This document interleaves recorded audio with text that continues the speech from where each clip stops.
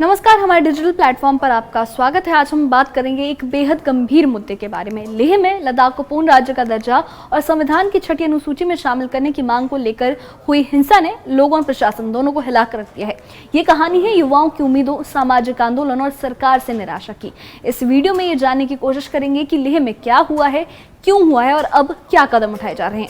सबसे पहले हिंसा की शुरुआत की बात करें तो लेह की सड़कों पर बुधवार को न सिर्फ विरोध के स्वर गूंजे बल्कि अचानक हिंसा का रूप भी सामने आया। छात्र और युवा अपनी मांगों को लेकर भारी संख्या में सड़कों पर उतर आए। उन्होंने लेह हिल काउंसिल के दफ्तर और बीजेपी कार्यालय पर पथराव शुरू कर दिया। कुछ लोगों ने कार्यालय में आग लगाने की कोशिश भी की और साथ ही एक सीआरपीएफ वाहन और कई गाड़ियों को भी आग के हवाले कर दिया। स्थानीय प्रशासन और पुलिस ने जल्द आंसू गैस और लाठीचार्ज का सहारा लिया, लेकिन जो सिचुएशन थी वो काबू से बाहर होती दिख रही थी।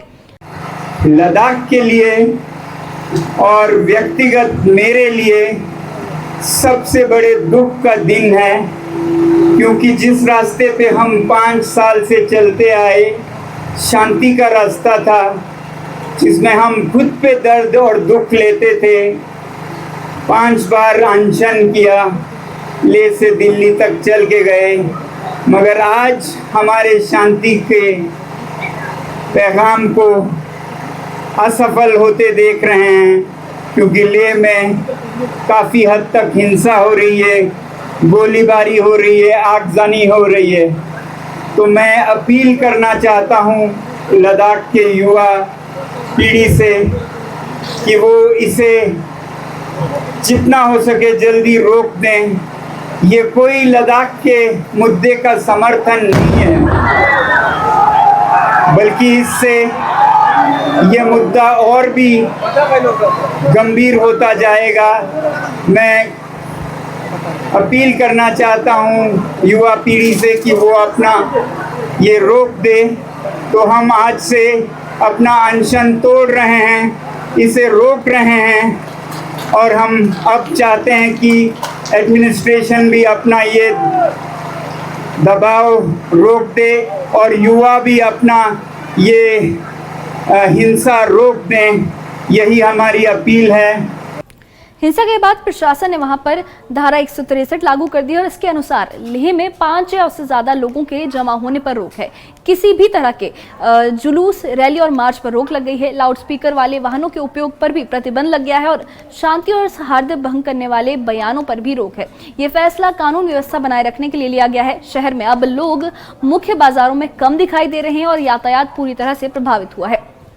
इसकी वजह की बात करें तो आंदोलन की वजह लेह हिंसा की पृष्ठभूमि में उसका जो मेन रीजन है वो है युवा और छात्रों का आंदोलन, जिसमें सोशल एक्टिविस्ट सोनम वांगचुक का नेतृत्व शामिल है। वांगचुक पिछले 14 से 15 दिनों से भूख हड़ताल पर थे। उनकी मांग ये थी कि लद्दाख को पूर्ण राज्य का दर्जा मिले, 6ठी अनुसूची में शामिल किया जाए और भूमि, रोजगार और सांस्कृतिक अधिकारों की गारंटी दी जाए। हालात बिगड़ने पर 2 बुजुर्ग अनशनकारियों 72 वर्षीय तेसिंग अंगचोक और 62 वर्षीय ताशी डोलमा को अस्पताल में भर्ती कराया गया है। उनकी हालत अभी स्थिर बताई जा रही है, कंडीशन अभी स्टेबल है, लेकिन उन्हें निगरानी में रखा गया है। सोनम वांगचुक ने प्रेस कॉन्फ्रेंस में ये कहा है कि ये दिन लद्दाख के लिए दुख का है। पिछले 5 साल से लोग शांति के रास्ते पर चल रहे थे। उन्होंने अनशन किया, पैदल दिल्ली तक भी पहुंचे और आज उनके पैगाम को असफल होते हुए देखना उनके लिए काफ़ी दुख भरा है। उन्होंने ये भी कहा है कि वो काफ़ी वक्त से शांतिपूर्ण तरीके से अहिंसा का रास्ता अपनाते हुए अनशन करके अपनी मांगें उठा रहे थे, लेकिन जिस तरीके से युवाओं ने ये प्रदर्शन किया है और हिंसा का रास्ता अपनाया है वो उससे बिल्कुल सहमत नहीं है और उन्होंने युवाओं से ये अपील भी की है कि वो हिंसा बंद करें। लेकिन लोग लंबे समय से ये महसूस कर रहे हैं कि उनके अधिकार और उनके वादे अधूरे रह गए हैं और यही गुस्सा जो है इस हिंसा की जड़ है। जैसा कि आप सभी को ज्ञात हो चुका होगा,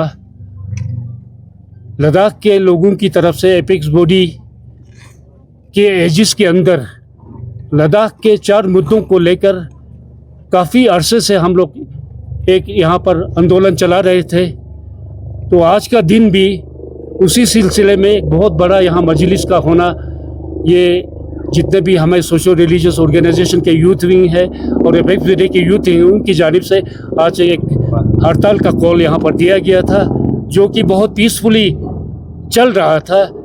लेकिन अचानक कुछ ऐसी घटनाएं हुई जिसके चलते आज कुछ हिंसा के वारदात यहाँ पर हुई। मैं पहले तो जैसा कि आप लोगों ने सुना होगा, इस हिंसा के दौरान 2-3 हमारे नौजवान वो शहीद हुए हैं हमारे कॉज के लिए। मैं उनको श्रद्धांजलि देना चाहता हूं और उनके परिवार के साथ मैं अपना संवेदना प्रकट करना चाहता हूं। अब इस मुद्दे पर राजनीतिक प्रतिक्रियाओं की बात करें तो लेह हिंसा पर राजनीतिक हलचल भी बहुत तेज हो गई है। बीजेपी प्रवक्ता समित पात्रा ने इसे कांग्रेस के प्रदर्शन का हिस्सा बताया है और जम्मू रियासी से सांसद जुगल किशोर शर्मा ने ये कहा है कि विकास को रोकने की कोशिश हो रही है और विपक्ष भ्रम फैलाकर माहौल बिगाड़ रहा है। पीडीपी प्रमुख महबूबा मुफ्ती ने सोशल मीडिया पर एक वीडियो शेयर करते हुए कहा कि ये लद्दाख का हृदय स्थल है, ना कि घाटी, और अब सरकार को जो रियल सिचुएशन है, वास्तविक स्थिति का ईमानदारी से मूल्यांकन करना चाहिए। जम्मू कश्मीर के मुख्यमंत्री उमर अब्दुल्ला ने भी कहा कि 2019 में लद्दाख को यूटी बनाने का जश्न मनाया गया, लेकिन राज्य का दर्जा और अधिकार अधूरे रह गए हैं। मुद्दे जो है 6 शेड्यूल और स्टेटहुड का या लेजिस्लेचर का, उस मुद्दे को जितना जल्दी हो सके हल करके, डायलॉग का सिलसिला शुरू करके, देरी ना करके, जितना जल्दी हो सके कुछ दिनों के अंदर हाई पावर कमेटी के साथ आप ये बातचीत का सिलसिला शुरू करें। और मैं आपको आश्वासन देना चाहता हूं, हम अगर इस तरह से आगे का कोई रास्ता निकलता है, पेशरफ्त होता है, तो हम शांति के साथ इस वार्तालाप को लॉजिकल कंक्लूजन तक पहुंचने तक हम यहाँ पर सब्र करके, हम शांति से हम यहाँ ये सब कुछ आगे आंदोलन को रखने की हम कोशिश करेंगे। हमें उम्मीद है कि केंद्र सरकार अब आंदोलन का विस्तार और समर्थन समझे तो लेह एपेक्स बॉडी और कारगिल डेमोक्रेटिक अलायंस के नेतृत्व में आंदोलन जारी है। सड़कें बंद हैं, दुकानें बंद हैं। युवाओं और छात्रों की बड़ी भागीदारी इस आंदोलन में देखने को मिली है।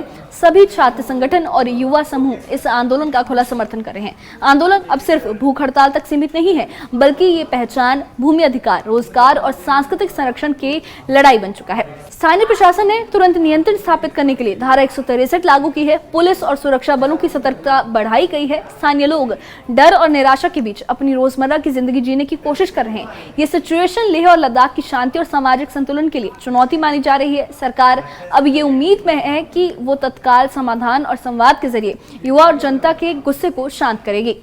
लेह हिंसा ने ये साफ कर दिया है कि लोग लंबे समय तक अपने अधिकारों और वादों के अधूरे होने को ज्यादा वक्त तक सहन नहीं कर सकते हैं। आंदोलनकारियों की मांगे कहा जाए तो न्यायपूर्ण है। राज्य का दर्जा, छठी अनुसूची और भूमि और सांस्कृतिक संरक्षण। हिंसा को रोकने और शांति बनाए रखने के लिए प्रशासन ने तुरंत कदम उठाए हैं। अब जिम्मेदारी है सरकार की कि वो वास्तविक संवाद और कार्रवाई के जरिए लोगों की उम्मीदों को पूरा करे।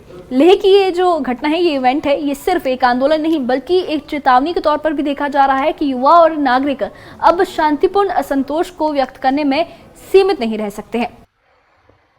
हम जानते हैं कि लोकतांत्रिक व्यवस्था में अपनी बात कहने का सभी को हक है और कहनी भी चाहिए, लेकिन कुछ दिनों से जिस प्रकार से हम जानते हैं लद्दाख में एक अनशन रखा गया और हम चाहते हैं कि अनशन एक लोकतांत्रिक व्यवस्था का एक पार्ट है, लेकिन पिछले 1-2 दिनों से जिस प्रकार से लोगों को भड़काया जाना, नेपाल और बांग्लादेश के साथ उसकी तुलना करना, कुछ लोग हम आने वाले समय में आग लगा देंगे, ये कर देंगे, पॉलिटिकल पार्टीज़ के ऑफिस को करेंगे, लोगों के घरों में जा कर के उनको मारेंगे, ये कौन सा तरीका है?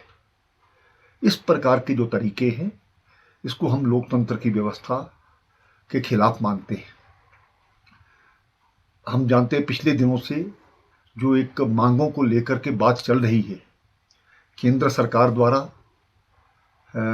इसकी बात मानी गई और ये कहा गया कि बातचीत को दोबारा से शुरुआत की जाएगी। हमने तो कोई नाम तय नहीं किए, नाम आपने तय किए और ये भी तय हो गया कि इस दिन हम बात करेंगे, लेकिन उसके बावजूद वहाँ पर आकर के एक ग्रुप आता है, धरने में जाता है, धरने के बाद निकलता है और आकर के जगह जगह पर आग लग जाती है, पत्थरबाजी होती है। ये लद्दाख की परंपरा नहीं है।